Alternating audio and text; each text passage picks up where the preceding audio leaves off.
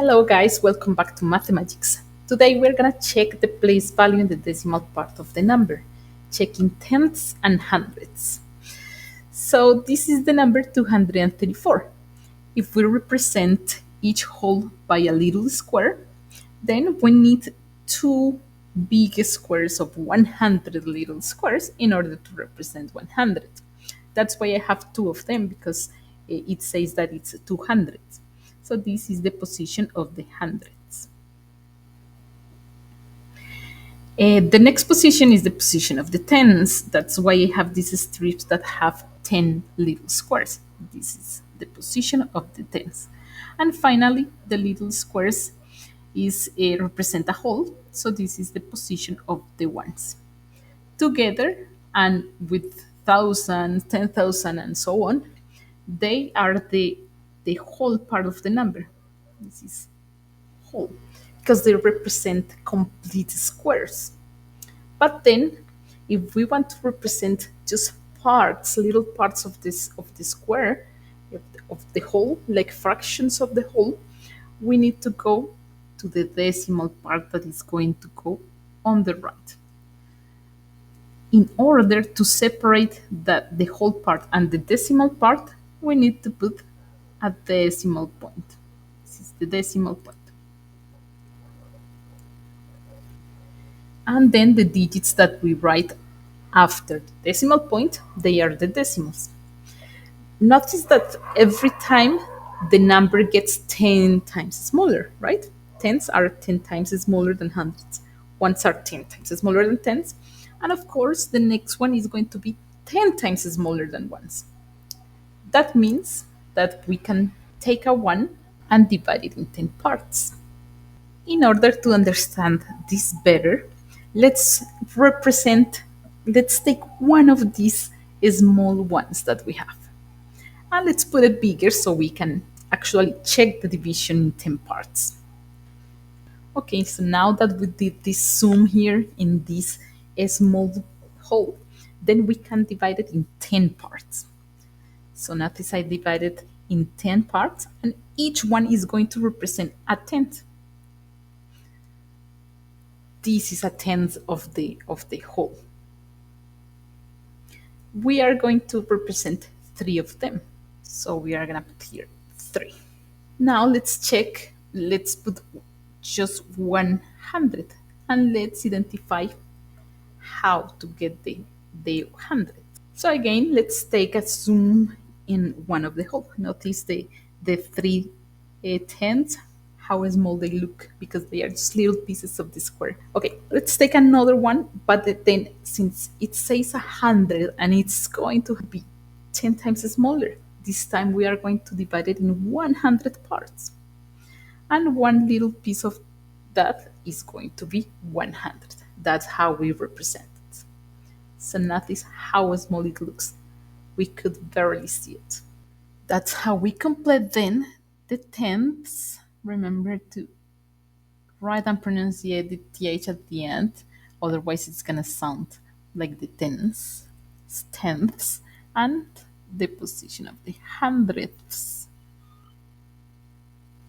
Okay, let's take a look on these ones. Try to imagine how would be the representation of these numbers using the division of the whole in 10 parts and in 100 parts. I already put some amplifying glasses, otherwise it's going to be very hard to see them, right?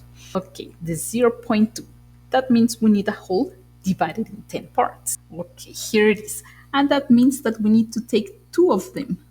So we take one and two of them. We just need to take two of them. This is the representation of 0.2, 2 in the position of the tenths. Notice that it also looks like a fraction, the whole divided in 10 parts, and then you take two of them, 2 tenths. That's exactly the same. Now the 0.06. In this case, the 6 is in the position of the hundredths. That means we are going to need a whole divided in 100 parts. Okay, there it is. And in this case, we are going to take just 6 of these small ones. So 1, 2, 3, 4, 5, and 6. That is the representation of 600ths, dividing the whole in 100 parts and taking 6 of them. 0.8, that means again we're going to need a whole divided in 10 parts. There it is. And from there, we take 8 of them. So 1, 2, 3, 4, 5, 6, 7, and 8. Almost the whole thing. Okay, dividing in 10 parts and taking 8 of them. That's 0.8. 8 in the position of the tenths. Or 8 tenths as a fraction. And finally, let's represent the 0.75. In this case, notice that we have tenths, but we also have hundredths. So the easiest way is to have the whole divided in 100 parts. It says that we would take 7 tenths. So it would be easier if we take already 7 tenths. This is 1/10, right? This is like one strip of the division of 10. 1, 2, 3, 4, 5, 6, 7. And then we should take the 5 hundredths. So 5 of the little ones. 3 and 2. I let the amplifying classes here so you remember that we are working with a little, like this, the whole thing is a whole. And this is just dividing a whole in small parts. Okay, guys, this is the part of the practice. So you guys are going to tell me what is the place value of the pink digits in each case. You can pause the video and then check your answers. Let's check the first one. So right after the decimal point is the position of the tenths. So this we can already say that is the tenths, the position of the tenths. In this one, again, right after the decimal point is the position of the tenths. And the next one is the position of the hundredths. So this one is hundredths. The next one, we are talking again about the digit that is right after the decimal point. So is the position of the tenths. And finally, another 8, but that 0 makes it move to the position of the hundredths because the 0 takes the position of the tenths. So this is again hundredths.